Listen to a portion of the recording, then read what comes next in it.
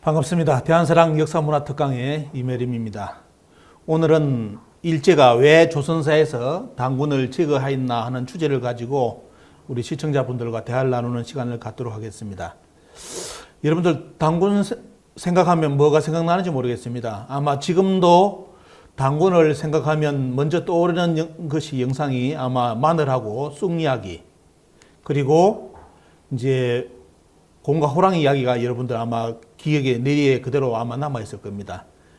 요즘 참 재미난 사파도 많은데 보면요, 곰이 참 이러다 곰과 호랑이가 모여가지고 이렇게 마늘하고 쑥을 먹으면서 이러다 죽는 거 아니냐, 이런 대화를 나누는 그런 재미난 내용도 있는데, 과연 여러분들은 당군을 생각하면서 아직도 이런 마늘과 쑥 이야기, 이런 쪽으로 이렇게 당군을 인식하고 있는지 모르겠습니다. 우리가 흔히 이제 당군을 이야기하면 신화라고 이야기하는데요. 과연 신화란 무엇일까요? 우리는 신화하면 대부분 생각하는 것은 그 유명한 그리스 로마 신화, 제우스 생각날 겁니다. 하느님격인 제우스가 바람을 피고 날마다 사고치고 돌아다니고, 그러면서 이제 여러 가지 이야기를 꺼냈는데, 과연 그런 류의 신화하고 당군은 같은 신화라고 우리는 이야기할 수 있느냐, 그렇게 우리가 생각해 볼 수 있는데, 그래서 신화에 대한 정의가 무엇인지를 오늘 여러분들께 정확하게 전달하고자 합니다. 이제 동양에서는 역사 문화를 연구하다 보면 가장 중요한 부분이 정명이라는 사상이 있습니다. 정명, 올바를 정자에 이런 명자인데, 어떤 사물이라든지 사건을 이야기할 때 정확하게 그것을 100% 표현해 줄 수 있는 정확한 용어로 써야만 그 역사적 사실이라든지 사물이 왜곡되지 않는다는 뜻이거든요.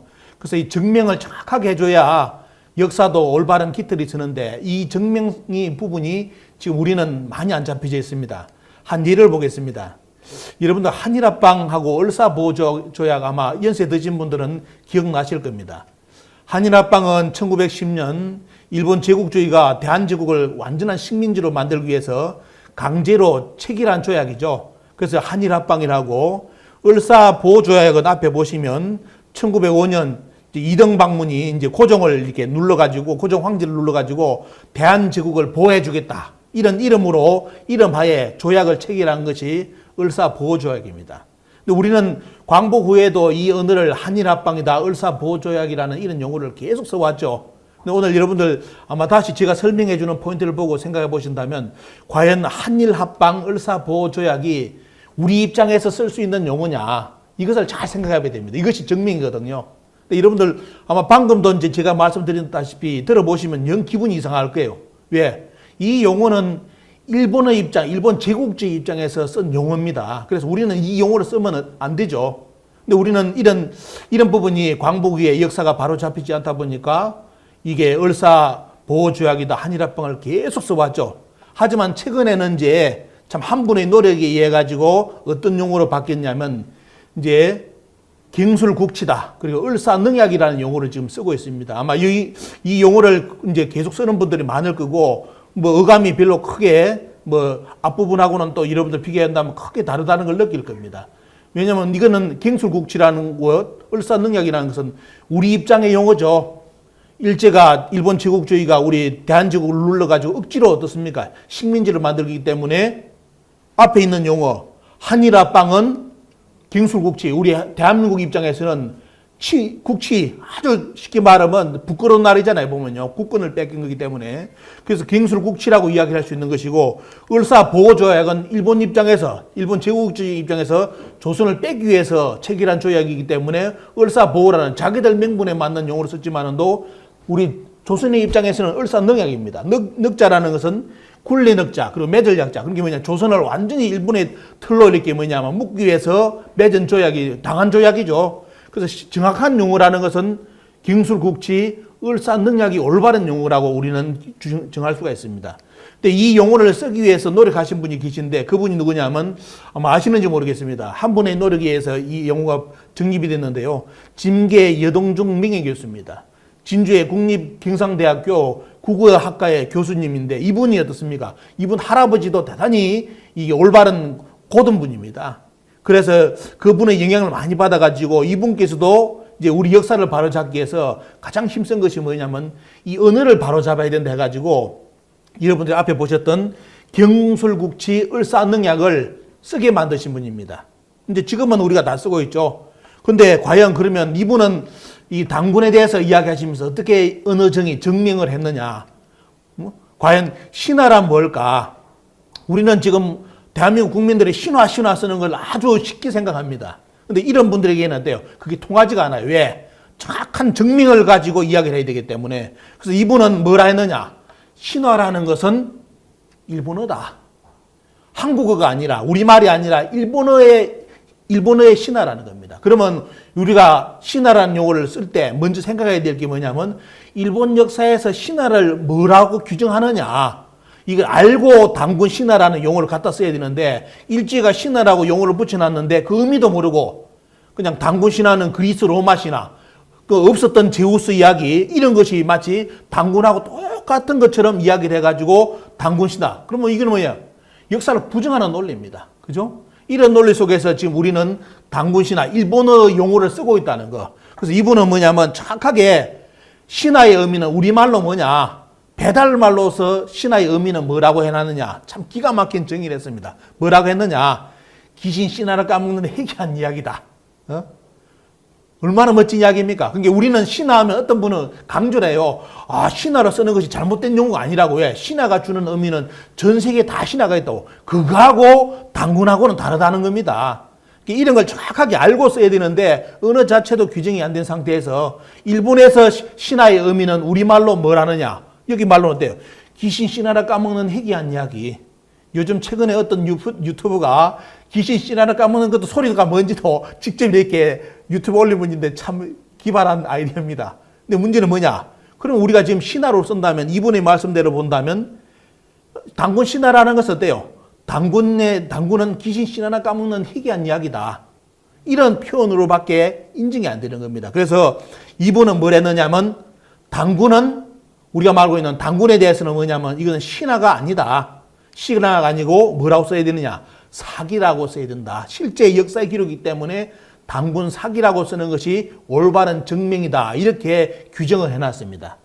과연 제가 말씀드린 이 내용을 우리 국민들이 지금 몇 프로 알고 있을까요? 이 말을 들으면서도 당군 신화를 외치고 있는 분이 계실 겁니다. 그분들은 일본어로 쓰셔야 돼요. 일본의 신화의 용어, 그런 용어로 지금 써야 됩니다. 그러면 이런 주장을 그러면 뒷받침해 줄 수 있는 과연 당군 사기라고 해줄 수 있는 이런 기록이 있느냐 한번 볼까요, 여러분들? 자, 조선시대 때부터 이렇게 지금 남겨진 사서입니다. 많은 사서가 우리는 역사 속에서 사라졌죠, 보면요.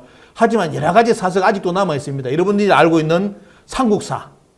삼국사기는 알고 있는데 삼국사는 처음 듣는 분도 있을 겁니다. 원래 삼국사가 올바른 증명입니다. 원래 삼국사라는 책인데 이것이 나중에 일제시대 때 판본이 어떻게 되냐면 삼국사기라는 쪽으로 이제 판본이 나오면서 우리 국민들에게는 삼국사기라 알려져 있죠. 원래는 삼국사입니다. 원래 이름은. 자, 삼국사에 기록된 내용, 그 다음 삼국유사에 기록된 내용, 그 다음에 제왕운기입니다. 제왕운기라든지 동국사략, 많은 사서가 오늘 고려사라든지 고려사, 그 다음에 동국통감, 그 다음에 동국 동사강목, 그리고 광복후에 보면 조선사략이라는 쭉 책이 쭉 나옵니다. 보면 중등학교 교사라든지 국사라든지 이런 쪽으로 해가지고 이 수많은 책이 쭉 아직도 오늘 제가 언급 못하는 책이 있는데 과연 여기에서는 당군에 대해서 기록을 어떻게 해놨을까요? 우리 국민들은 대부분 지금 당군 신화니까 이 책에도 틀림없이 당군 신화라고 쓰는 줄 압니다. 그렇게 착각을 하고 있습니다. 근데 제가 다음에도 이제 하나 이 책에 대해서 분석된 자료를 화면을 올려드릴 건데 이 책 이런 내용에서는 절대로 중요한 거는 뭐냐? 신화라는 용어 자체가 없습니다. 대부분이 책이 뭐라고 하냐면 당군 조선이라고 정확하게 명기를 해놨습니다. 그런데도 왜 당군 조선이라고 명기한 책이 조선시대까지 계속 광복 후에까지 나왔는데 왜 지금 대한민국 사람들은 당군 신화라고 용어를 쓸까요? 특히 일본어를 갖다 빌어서 귀신 신화를 까먹는 소리를 갖다 놓고 당군을 귀신 신화를 까먹는 이야기다. 그러면 결국은 역사를 부정하는 거죠. 여러분들이 보신 오늘 이 책에는 당군을 부정하지 않습니다. 당군이 실제 역사로 다 나와 있습니다. 그럼 신화라는 것은 언제적에 등장하는 용어냐? 우리 민족들이 옛날부터 수백 년, 수천 년부터 썼던 용어냐? 아니죠. 일본어기 때문에 어떻습니까? 이 신화의 용어라는 것은 언제 등장하느냐? 말 그대로 조선사 편수에서 만든 조선총독부의 조선사 편수에서 만든 조선사에서 당군 신하라는 용어가 등장을 합니다. 그러면 우리가 지금 대한민국 사람들이 당군을 이야기할 때 당군 신하 주장한다면 어때요? 그분은 조선총독부의 조선사를 따르는 사람들입니다. 그 이전의 한국 역사에는 당군 신하가 없습니다. 전부 다 당군 조선입니다. 이걸 명확하게 구분하고 있어야만 당군에 대한 명확한 정의가 잡힐 건데 이걸 모르는 거예요. 자, 일본은 그러면 일제는 뭐냐면 왜 당군 신하라는 용어를 써왔을까요? 이걸 오늘 여러분들 정확하게 알고 가야 됩니다. 과연 우리 국민들이 알고 있는 것처럼 당군에 대한 것은 기록이 없어서 유물이 없어서 고정할 유물이 없어서 당군에 대해서 고조선이 증명이 안 된다. 새빨간 거짓말입니다. 문헌도 많고 고고학적 증거 자료도 엄청나게 많이 나왔습니다. 지금까지도 발굴되고 있습니다. 춘천 중도라든지 고인돌 보십시오. 섬 하나 전체가 고인돌 그냥 군입니다. 전 세계 어디서 찾아볼 수 없는 그렇게 수많은 증거 자료가 나왔는데도 당군이 신하다? 그럼 그건 누가 다 만든 겁니까? 그 유적은. 말도 안 되는 소리죠. 그런데도 우리 국민들은 학교에서 배운 그대로 어떻습니까? 옛날 국민학교 배웠든지 지금 초등학교 배웠든지 고조선에 대해서는 당군을 증명할 문헌이 없다고 고고학적 유물이 없다고 그런 새빨간 거짓말에 속아가서 지금 우리 국민들이 동조를 해가지고 당군 신화를 주장합니다. 하지만 실제로는 어때요? 일본에서 만든 용어이기 때문에 일본이 조선을 강탈하기 전에 벌써 어떻습니까? 일본 내에서 당군을 정리하고 일본은 우리나라에 들어옵니다. 특히 보면 여기 보시면 자료에 보시면 1894년 이 자료를 보시면 나카미치오라는 그 일본 학자는 뭐냐면 당군 전설이다 하면서 때요 중들이 날조한 망령된 이야기다 이런 식으로 벌써 일본 내에서 자기들끼리 다 발표했습니다. 당군을 제거하고 그리고 그 유명한 금소령 조선사를 완전히 손을 제일 많이 댄 사람이죠. 완전히 자기들 입맛에 이렇게 조선사를 가지고 논 사람이 이만희시류인데 금소령은 이거는 뭐냐 퉁구수적인 부여종족과 관계가 있는 설화이지 현대 조선민족의 선조인 우리 민족을 한민족이라 하잖아요. 한종족과는 상관이 없다. 당군은. 이렇게 당군을 부정하고 들어옵니다. 당군을 부정하고 또 어떤 사람은 뭐냐. 우리 조선을 먼저 강점하고 가장 우리 한국사에 조선사를 쓸 때 영향을 많이 미쳤던 사람 중에 하나가 오다 쇼고입니다. 이 양반도 뭐랬냐. 이것은 필시 어떤 성리에서 조작되었던 이야기다. 당군은.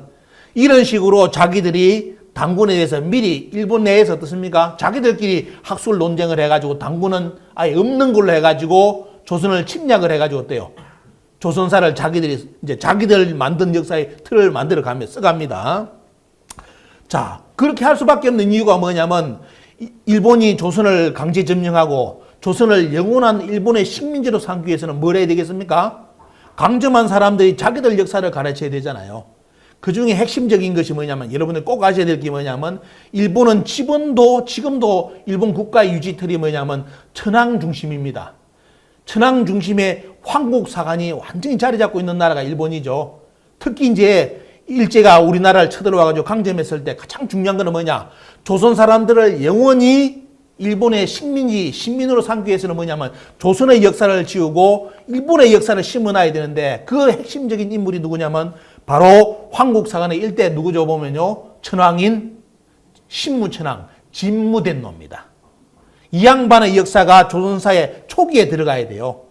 자, 그래서 이 역사를 정리하기 위해서 가장 중요한 것이 오늘 보시면 자, 신무천황 진무대노의 역사는 건국사는 BC 660년 여기다 2020을 더하면 됩니다. 자, 여기에 BC 660년 전에 건국된 신무천황의 말 그대로 역사 이것이 자기들 일본 역사의 뿔이 되죠. 자, 이런 역사인데 자, 우리 조선에 자기들이 강점을 하니까 누가 걸립니까? 당군 왕금이 걸려요. 왜? 당군 왕금은 BC 2333년입니다. 비교가 안 돼요. 잽이 안 돼요. 660년하고 2333년하고 비교가 되겠습니까? 그래서 결국은 뭐냐면 참 일본이 조선사를 쓸 때 가장 먼저 역점을 둔 것이 일본 국내에서도 그렇고 우리나라 조선에 들어와서도 뭡니까? 보면 제일 먼저 역점을 둔 것이 이 조선사를 쓸 때 황국사관에 가장 위배되는 인물 당군을 제거하는 것이 가장 큰 목표였습니다. 왜냐하면 이 문제 때문이죠. 그 중에 또 하나가 뭐냐면 기자가 등장하죠. 고려 중기 후기 조선시대 들어서면서 유학 성리학의 영향에 의해서 기자가 이제 한국사에 등장을 합니다. 아예 나중에는 어디까지 가느냐. 기자조선까지라는 용어까지 잡아넣습니다. 유학자들이. 그래가지고 지금 여러분들 아마 나이 드신 분들은 어렸을 때 배웠던 기자조선이 기억날 겁니다. 근데 기자는 지금부터 BC 1100년 전 인물입니다. 근데 일본 입장에서는 어때요? 이 양반도 어떻게 돼 있냐? 일본 기록을 보면 전설로 돌려야 해요. 그런데도 일본이 쓸 수 있는 카드가 뭐냐? 기자는 중국 사람이라는 거예요. 지금이야 뭐 어느 나라 사람이라는 여러 가지 역사가 밝혀졌지만도 그때까지는 그런 것이 조명을 못 받았기 때문에 이 일본이 기자를 살려준 이유가 뭐냐? 기자는 중국 사람이기 때문에 당군보다는 중국 사람 기자가 와서 조선을 통치했다. 이거는 일본 입장에서는 어느 정도 환영할 수 있는 입장입니다. 그래서 광복 후에도 우리 한국의 역사에는 기자가 어느 정도 살아남았습니다. 자, 일본이 가장 역점을 둔 인물이 누구냐면 이만희죠. 자, 중국 사람, 연나라 이만희인데 이 이만은 BC 194년 정권입니다. 자, 여러분들 위에 오늘 자료를 보시면 이 네 가지 국가의 건국사 중에 일본의 입장에서 가장 확실하게 이용할 수 있는 카드는 뭐겠습니까? 당군은 반드시 적어야 되겠죠. 왜냐하면 뭐 일본 역사보다 더 갑절의 역사이기 때문에 자, 당군은 반드시 적어야 되고 기자는 그래도 중국 사람이기 때문에 좀 살려줘야 되고 살려놔야 되고 자, 그러면서 어때요? 가장 역점을 둔 것이 뭐냐면 이만조선을 고조선의 정통으로 잡아넣는 작업입니다. 그래서 여러분들 한국사, 지금도 한국사에 보면 당군은 신하라고 하면서 이만조선에 대해서는 신하라는 용어를 안 씁니다. 누구의 덕분에? 바로 이 덕분에. 그래서 일본은 천황 중심의 한국 사관을 살리기 위해서는 반드시 어때요? 이만을 내세우는 전략. 그래서 이렇게 취지 속에서 조선사가 만들어집니다. 여러분들 이런 내용을 정확하게 알고 있어야 됩니다. 그러면 이런 증거 자료가 있느냐? 있습니다. 자, 조선총독부에서 조선사를 편찬하기 이전에 벌써 일본에서 만들어 온 역사를 완전히 조선에 가자마자 이 책을 만들어가지고 가르쳐야 되겠다 해가지고 낸 책이 뭐냐면 1920년 심상수화 국사라는 책입니다. 여기는 아동용도 있고 그리고 선생님이 꼭 그때 가르쳐야 될 국사를 가르칠 선생님이 봐야 될 교수 참고서가 있습니다. 자, 여기 이 내용을 보면 뭐냐면 일제가 앞으로 조선 사람들에게 역사를 가르칠 때 조선의 고대사를 가르칠 때 어떻게 가르쳐야 되는지 명시하게 되어 있습니다. 그리고 그 내용을 대중화시킨 단체가 조선사학회인데요. 그 사람들이 내온 이렇게 잡지가 이 잡지입니다. 이런 잡지가 많이 쏟아졌죠. 자, 이 내용에는 그럼 어떻게 되어 있느냐? 자, 일본에서 구상해 와가지고 조선에 들어와서 조선총독부 조선사 편수에서 조선사를 쓰기 이전에 완간하기 이전에 1920년에 가르친 내용이 뭐냐? 자, 여러분들께 보여드리겠습니다. 요 내용입니다. 자, 그들이 만든 조선사에는 어떻게 되어 있느냐? 당군은 당연히 어때요? 신하고 전설로 제거돼 버립니다. 아예 제거를 해버리고 그 다음에 어떻게 역사에 기술했냐면 한반도도 원래 일본이 만든 용어입니다. 원래 조선 대륙이라고 쓰든지 그래야 되겠죠. 조선 대륙의 북쪽, 지금 말하면 북한 지역이죠. 북쪽은 어떻게 자기들이 써놨느냐? 기자가 와서 통치를 했고 물론 전설이다 이런 이야기를 하면서 기자를 이야기했습니다. 그리고 뭐냐면 중국 사람 이만이 들어와서 통치를 했다. 그 이만을 나중에 무너지고 한사군이 들어와가지고 평양에 낙난군이 세워지면서 주변에 한사군이 성립되었다. 이런 식으로 해가지고 뭘 했느냐? 조선 대륙의 북쪽, 지금의 북한 지역은 중국의 진화의 영토다. 중국의 식민지이기 때문에 진화의 영토라고 표기를 했고요. 남쪽은 그럼 어떻게 해놨느냐? 그때 남쪽은 일본이 들어와가지고 가야를 기반으로 가야가 임나기 때문에 신라하고 백제, 고구려까지 어떻습니까? 복속시켜가지고 조공을 받았다. 특히 한반도 남쪽은 뭐다? 일본이 직접 경영을 했기 때문에 임나일본부가 있었다. 그래서 뭐냐면 그때 한반도 남쪽은 일본의 식민지라는 그 일본의 영토라는 표기를 합니다. 자, 그 내용이 과연 있을까요? 자, 여러분들 그 자료에 있는 내용을 쭉 이렇게 한번 도표를 보시기 바랍니다. 여기에 보면 고조선은 뭐라 나왔느냐? 자, 고조선은 당연히 당군 없어야 되겠죠. 자, 당군을 제거하고 어떻게 해놨냐면 자, 한나라, 위나라, 진나라의 영토다. 이렇게 영역이라고 써놨습니다. 맞습니까, 여러분들? 자, 고조선은 여기 보시면 고조선은 한나라, 한나라 때 한사군의 영역이었고 그 다음에 위나라, 그 다음에 진나라의 영토였다. 이렇게 자기들 역사책에 기술해놨습니다. 그 다음에 뭐냐면 고구려 백제 신라는 일본의 속국이었고 가야는 일본 영역이라고 토표를 이렇게 그려놨습니다. 자, 우리가 배운 역사하고 너무너무 비슷하죠. 지금 한국 역사관에서 배운 역사가 일제 조선 총독부에서 1920년대 가르쳤던 역사하고 너무나 흡사합니다. 자, 이렇게 돼 있는데 그러면 결국은 뭐냐면 지금의 현실의 역사하고 비교를 해보겠습니다. 중국은 동북공정을 해가지고 최근에 뭐라고 했느냐. 북한 지역은 기자 이만 한사군이 지배했던 중국 고대 식민지다. 그리고 고조선은 주나라의 지방정권이라고 동북공정에서 발표를 했습니다. 일본은 최근에 때요. 일본의 교과서에 임나일본부를 정사로 계속 넣고 모든 잡지, 그 다음 신사의 안내문에 보면 임나일본부가 정사로 다 기술되어 있습니다. 그래서 뭐냐면 한반도 남쪽은 고대의 식민지였고 독도도 어떻습니까? 뭐 이게 일본 땅이라고 지금도 뭐 주장하고 있는 상황인데, 자, 중국의 동북공정과 일본의 역사 침투하고 똑같은 논리가 1920년에 만들어져 있었습니다. 그걸 조선 사람들에게 일본의 조선 총독부에서 가르쳤다는 겁니다. 근데 이 내용 그대로 여러분들 최근에 나왔던 중국의 지도집을 보여드리겠습니다. 자, 보시면 담기항의 중국 역사 지도집인데 보시면 한반도가 북쪽이 어떻습니까? 한나라의 영토로 아예 표기되어 있습니다. 그대로 되어 있고요. 자, 그 다음 보시면 이거는 뭐냐면 중국에서 만든 이렇게 역사책인데 전 세계에 소개되는 역사책입니다. 너무 심하죠? 한반도 북쪽뿐만 아니라 자, 한반도 남쪽 가야 영역 정도만 남겨놓고 전부 다 중국의 한나라 영토라고 표기해가지고 저것이 전 세계 책자로 소개되고 있습니다. 자, 이렇게 나가고 있고요. 자, 당기항의 지도 위나라 보십시오. 조조의 그 위나라가 어디까지 들어와 있습니까? 한반도 북쪽까지 통치를 했다고 지도가 그려져 있습니다. 이것이 현대 지도입니다. 중국의 동북공정 지도고요, 보면요. 그 다음에 중국에서 뭐라고 했느냐. 한반도에 임나가 있었다고, 임나일본부가 있었다고 중국 지도에 그려줬습니다. 자, 이 지도가 중국에서도 어느 면에서 보면 지금 역사로 되돌아본다면 뭐해 보면요. 1920년 조선 총독부에서 만든 그 자기들 조선사 논리를 지금의 중국의 동북공정에서 지지를 해주고 있습니다. 자, 이 지도가 그대로 여기 나와 있고요. 근데 그러면 오늘 여러분들 자료 보신다면 당군은 과연, 그러니까 당군 신화라는 자체가 어떻습니까? 우리 역사에는 없는 용어입니다. 일본이 만든 용어이면서 일본이 자기들이 당군을 제거하고 기자 이만 한사군을 우리 한국사에 넣어가지고 한국의 역사의 출발점으로 만들어놨죠. 그러면 왜 지금 우리 국민들이 당군 신화라고 알고 있을까요? 과연 한국의 역사 방향, 역사의 교과서 방향성과 우리 국민들이 알고 있는 당군 신화는 같을까요? 한번 비교를 해보겠습니다. 자, 이것은 뭐냐면 논문에 발표된 걸 여러분들 보여드리겠습니다. 자, 선도문화재의 장지화 연구원이 발표한 내용인데 1980년부터 1990년까지 초등국사교과서에 당군 관련 조선의 변천을 언급한 겁니다. 여기 보시면 어때요? 자, 당군을 부정하는 이야기가 초기에는 없습니다. 80년대, 90년대까지 없다가 언제 당군 신화가 등장하느냐? 조선 총독부, 조선사에서 만든 조선 총독부에서 조선 말 그대로 당군 신화라고 표현한 용어가 살아났던 시기가 1992년입니다.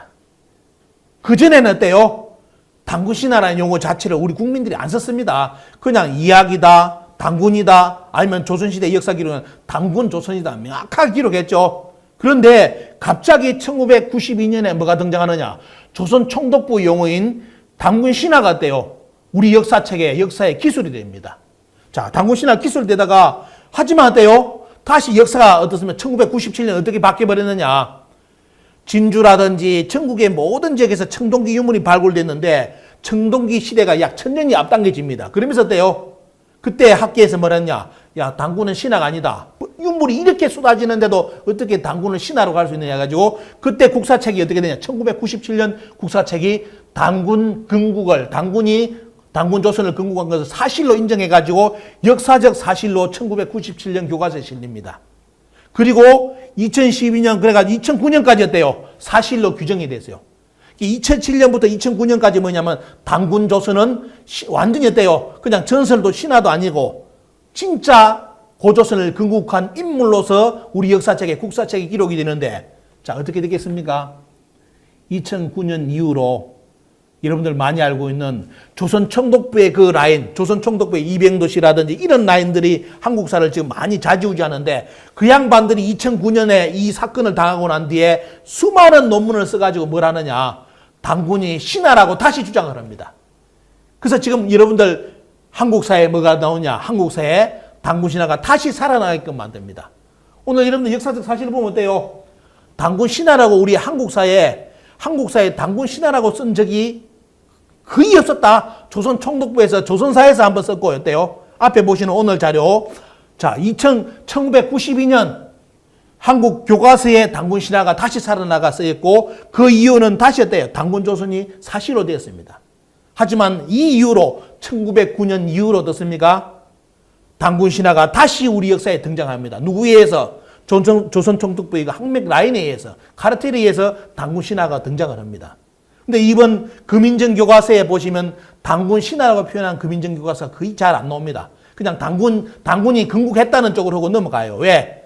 그동안 역사적 사실이 다 증명됐는데도 왜 한국의 주류 사학과 몇 사람들이 나서가지고 단군이 원래 없었다, 신화다, 단군을 이야기하면 유사사기다, 국뽕이다, 환빠다 이런 주장을 합니다.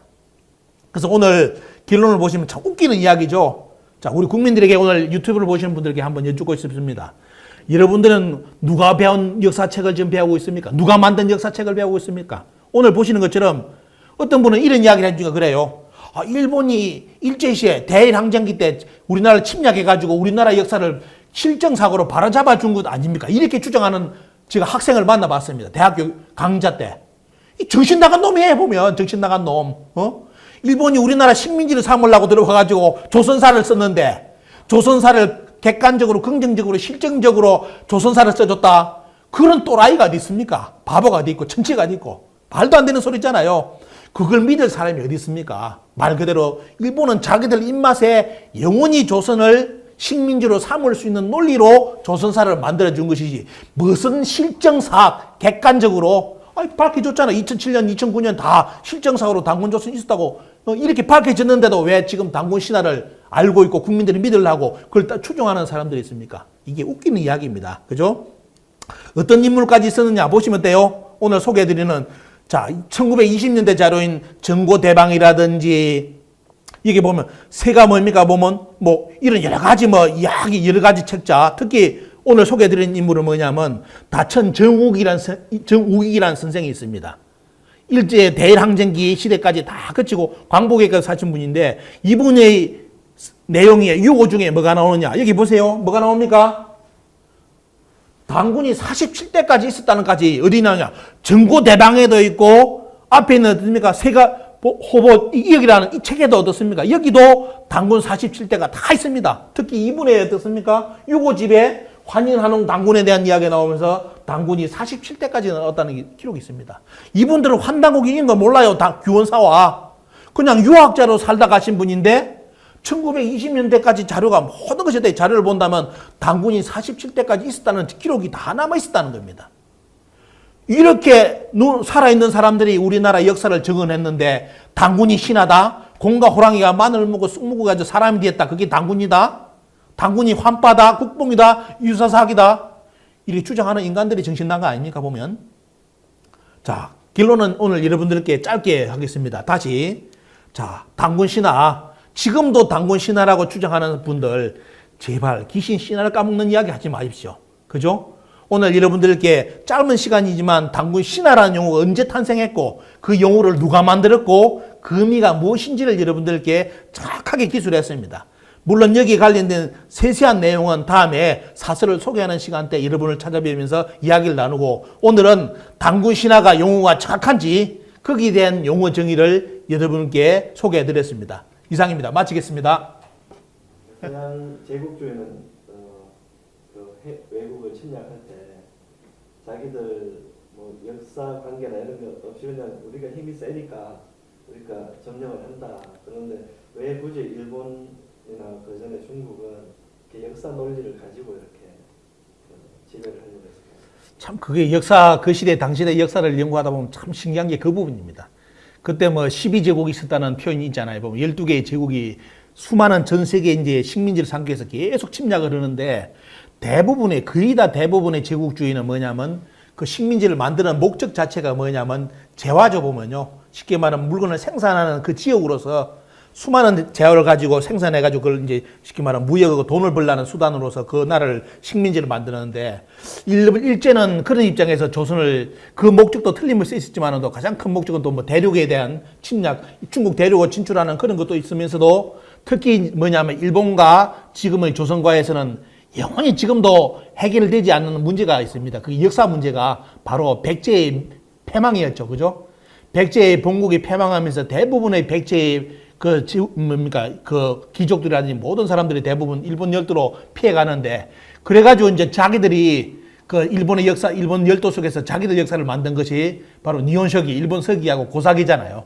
그걸 써가지고 이제 자기들 역사를 정립했는데, 그런 역사 속에서 본다면 백제는 자기들, 이 한반도라는 것은 어느서 보면 자기들 고향 땅입니다. 그죠? 백제가 옛날에 있었던 고향 땅이기 때문에 그거는 역사적으로 도저히 해결되지 않을 문제입니다. 그래서 이 일본에 이제 일본 자기들이 생활하면서 일본 속에서 이제 천황 중심의 이제 역사관을 다시 정립하는데, 결국은 이제 한반도 다시 이제 자기들의 꿈이, 자기들 한반도로 들어오는 것이 정한론의 꿈이었기 때문에 그 정한론 꿈이 이루어지면서 이제 조선을 침략하면서 단순한 이제 이거는 재화를 생산하는 그런 식민지 땅이 아니라 옛날의 역사까지도 이제 해결할 수 있는 그런 마인드를 가지고 들어왔기 때문에 원래 있던 조선사, 고대사를 완전히 이제 무너뜨리고 자기들이 원래 이제 일본에서 열도에 가서 만든 이제 천황 중심의 이제 그 역사관을 조선인에게 심어줘가지고 말 그대로 영원한 일본 땅을 만들려고, 일본의 시민을 만들려는 것이 일본 제국주의 목적이었죠. 그 일본 제국주의하고 다른 나라, 그 시대, 당시대 때 제국주의하고 틀린 점은 그거죠. 그래서 우리가 언어에서 보면 지금 한국과 일본이 역사가 이렇게 계속 역사 전쟁을 할 수밖에 없는 배경이 그런 여러 가지, 그리고 중국 문제도 똑같습니다. 중국도 단순한 이제 그 문제에서 옛날에 뭐 사대주의 그런 걸 문제를 떠나서 역사 왜곡 문제가 그렇게 접근할 수밖에 없는 이유가 그런 역사적 앙금이라든지 해결되지 못한 문제가 있기 때문에 나온 거고요. 특히 일본 제국주의는 그 문제가 너무 심각하기 때문에 그걸 이제 꿈꾼 거죠. 보면요. 천황 중심의 역사가 완전히 자기들이 이제 백제사를 다시 이제 열기 위해서 그 신무천황이라든지 그것이 결국 이제 백제계라든지 이런 쪽으로 연결되는 거 아닙니까? 보면 그걸 말을 못하고 이제 조선에 들어와가지고 그 역사관을 다시 세우고자 했던 것이 조선 총독부 말 그대로 조선사의 큰 책이라고 볼 수 있는 겁니다. 어떤 분들은 이제 니혼서기하고 고사기를 읽으면 참 이해가 안 된다. 왜냐면 틀림없이 일본 사람들이 재미난 것이 뭐냐면 그 일본 서기하고 고사기를 쓸 때 조선의 자기들이 살았던 이 고향 땅 역사를 다 가지고 조합해가 썼는데 도대체 이해가 안 된다 하는 그런 내용이 있는데, 그 이해가 안 되는 이유가 있습니다. 틀림없이. 왜냐하면 역사가 연대를 가지고 역사를 자기들이 일본 서기라든지 고사기를 만든 것이 아니라 원래 조선에 있던 고조선에 대한 이야기, 고구려에 대한 이야기, 가야에 대한 이야기가 이게 연대가 맞는 게 아니라 짬뽕을 해가지고 역사를 기술해 놨습니다. 특히 뭐냐면 신무천황은 역사에 보면 일본서기라든지 고사기를 보면 뭐냐면 신무천황의 원래 어릴 때 이름은 협야였다. 협야라고 나오고 있고요. 아버지는 음파부랍이다 이렇게 써놨습니다. 그 기록은 협야하고 음파부랍이 등장하는 용어는 역사책은 딱 하나밖에 없습니다. 어떤 아세요 혹시? 예, 지금 일부 주류 사기라론 식민사학에 물들어 있는 사람들이 그 위세라고 계속 지금도 공격하고 있는 황당무기 안에서만 한대요. 협야존이라든지 협야후 배반명이라든지 협야에 대한 용어 음파부랍이 등장하는데 그게 일본서기 고사기에 등장합니다. 그렇게. 그러면 그 인물들은 누구에 보면요. 인물들은 고조선 때 인물이죠. 고조선 때 인물인데 이제 고조선 때 인물이 말 그대로 일본의 일대 천황의 인물로 들어가 있습니다. 근데 문제 뭐냐? 신무천황의 그 윗대 누구냐? 천조대신이 등장해요. 동생하고 소산오전이 등장하는데 그러면 천조대신과 소산오전은 그 이전에 고조선 이전의 인물이어야 되잖아요. 근데 재미난 것은 뭐냐? 천조대신과 소산오전은 가야계 인물입니다. 가야계 인물인데 근데 문제는 뭡니까? 일본 역사에서는 고조선 이전의 역사 인물로 들어가 있어요. 특히 이제 어떤 사람들 그럽니다. 어제도 어떤 분이 그 유튜브에 또 온라인에 글을 올리는데 일본이 김해김씨 족보를 그렇게 탄압을 했다, 못 쓰게 했다 하는 이유가 뭐냐면 일본의 이제 김해김씨 족보에 보면 일본의 천황가의 왕가가 되었다, 왕가 기록이 있기 때문에 없앴다는데 그거는 잘못된 거고요.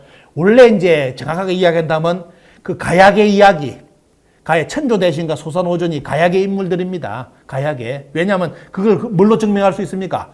그거는 일본 초기 역사인 야요이 문화, 미생 문화죠. 미생 문화. 지금 정확히 말한다면 선가야 문화라고 표현합니다. 가야가 들어가기 이전의 가야 문화. 그거는 대마도, 큐슈 쪽, 그리고 야마토 지역을 쭉 이조모까지 가서 쫙 고고학을 증명하면 뭐가 나오냐면 전부 다 단군 조선의 청동기가 다 나옵니다. 고조선의 청동기가 쫙 깔렸어요.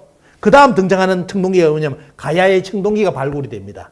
그럼 결국 뭐냐? 그 함당고기 기록이라든지 일본 서기 그 뭡니까 고사기에 나오는 신무천왕이 일대천왕이라는 말은 언어에서 보면 그거는 조작의 가능성이 없습니다. 맞습니다. 왜냐하면 유물이 증명해줘요. 근데 천조 대신이 왜 가야의 인물이 천조 대신 위에 가 있냐? 특히 가야 인물하고 이런 건 가야하고 소산오전하고 특히 이제 일본에서 지금도 머리 아파하는 것이 뭐냐면 처음에 제가 임나일본부 갈 때 언급할 때 이야기했는데 그 야마토 정권의 뭡니까 야마토의 신공항우 이전에 더 강력한 인물이 누구냐 아시죠? 바로 큐슈 지역의 사마대국의 히미코입니다. 히미코가 살았던 그 지역은 전부 다 유물이 뭐느냐 가야계 청동기입니다. 가야계. 그러면 야마토 정권에 거기 있는 신공항우 쪽에 있는 그쪽 유적은 뭐냐 백제기 유물이 나옵니다. 그래서 지금도 일본 학자들이 히미코를 어떻게 이야기해야 되느냐. 근데 지금 그들이 접근한 거 뭐냐. 이 히미코는 누구였느냐. 바로 김수로왕의 딸 묘견공주다. 이런 쪽으로 일본 학자들이 대단히 많이 접근했습니다. 그래서 결국 뭐냐면 일본이 일제시대 때 대일항쟁기 때 속된 말로 침략을 해가지고 김해 김씨 족부를 탄압하고 못쓰게 한 이유도 뭐냐면 천조 대신과 소산오정과 그 다음에 히미코의 정치가 어디로 연결되느냐 하면 바로 김해 김씨 족보로 연결되어 있습니다. 그것 때문에 조선 총독부에서 대단히 스트레스를 받아가지고 그 책을 족보를 못 내게 하는 그런 탄압도 줬는데 그게 사실이죠. 그래서 결국은 그런 문제가 개입되어 있고 보면요. 지금의 이 문제도 그 연결된 고리라고 봅니다. 강개토왕 빈문하고 다 연결된 고리. 뭐 그렇게 아마 정리되시면 어느 정도 이해가 될 겁니다. 또 다른 뭐 질문거리 있습니까? 실질적으로 이제 일본 사람들이 그 천황이 백제 후손이라고 자기가 말한 적이 있잖아요. 예. 한 10년, 20년 전에. 근데 실질적으로 공식적으로 그렇게 말을 안 하는데 내면적으로는 그 자기들 뿌리가 한반도 이쪽에서 대륙에서 나왔다고 다들 생각을 하나 보죠.